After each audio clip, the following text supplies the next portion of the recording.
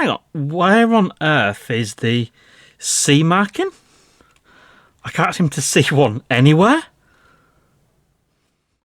Yes, I have finally stumped up the cash and I have purchased the DJI Mavic 3 Classic, and let me tell you, this thing is an absolute beast. It is absolutely huge to the point where it barely fits in the frame of my shots. Now, why have I opted to buy this drone? Well, a great number of reasons. However, from the beginning of this video, I want to mention that unless you are in the UK or sort of Europe, this video is not going to make a huge amount of sense to you because I will be talking all about the UK drone regulations, and more to the point, to clarify exactly at this current moment in time where you can fly this DJI Mavic 3 Classic legally in the UK. So let's get into it. There's no denying the major selling point of this drone is the fact that it has received C1 certification from DJI through EASA. Now, basically what this means is if you are in Europe, you can fly this drone with the same sort of separational distances as a drone such as the DJI Mini 3 Pro or the DJI Mini 2. And that is absolutely huge news. The only thing you cannot do is, of course, overfly intentionally with a drone of this sort of size. Now, there's certain parameters DJI needed to meet to make this the world's first certified C1 labelled drone. However, I must admit to have been completely distracted by the fact that there is something incredibly important missing from this drone. And basically, it's absolutely shocked me to the point where I am waiting at this moment in time for a comment from DJI as to a reply as to what exactly is going on. So what exactly is missing, you may ask? Well, even though we have the C certification on the actual box, as you can see in the image on screen now, and although it does mention that this is a UK specific box by the looks of it, if we take a quick look at the video sent to me by my good friend Henrik Olsen at Tech Drone Media, you can see that on one of the arms we have the DJI Mavic 3 Classic sticker. However, if we take a look at my model right here on all four of the arms, if we take a look at that one, then that one, see how good my focusing is, or of course that one there, or that one there, which this one is the one that should have the certification sticker, there is absolutely nothing. So I'm not entirely sure what is going on, but of course I will update.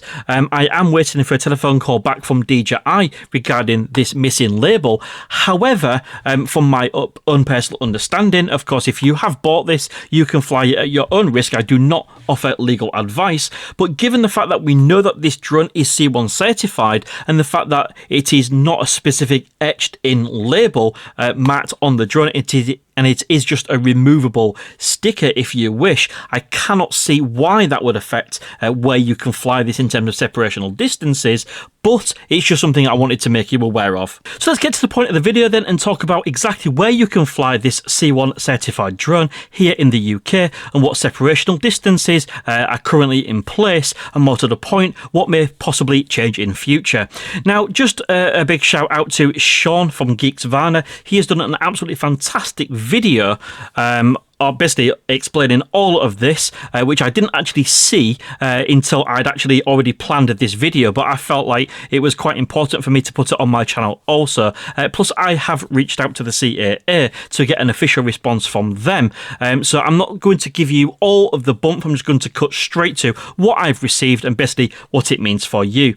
So basically, the CAA and the EASA have completely split. Whilst the regulations were supposed to be in sync, it seems EASA have managed to set their standards of what they require for the drone to be C1 certified, whereas here in the UK, we have not yet got that set up. This led to the possibility of the transitional period being extended beyond the end of the year, basically meaning that, you know, we're going to be stuck in limbo for a little bit longer. But as this drone is C1 certified, you may think that it's a surefire thing to just buy it. It's got the certification, meaning you can fly it in the open category at the same separational distances as the DJI Mini 3 Pro. However, that's not quite the case, or I wouldn't like to bet my house on that right at this current moment in time. So let's just open up an email response I've received from the CAA, and it should hopefully make things as clear as mud.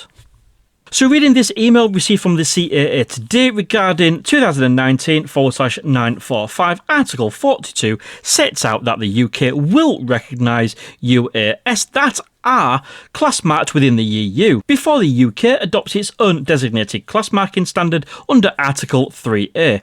Currently, as we already know, the UK has not adopted such a standard, and so this provision is active for the time being. That's quite important. So basically, at this current moment in time, the UK CAA will allow you to fly at the separational distances that C1 markings will allow you to fly within the EASA states.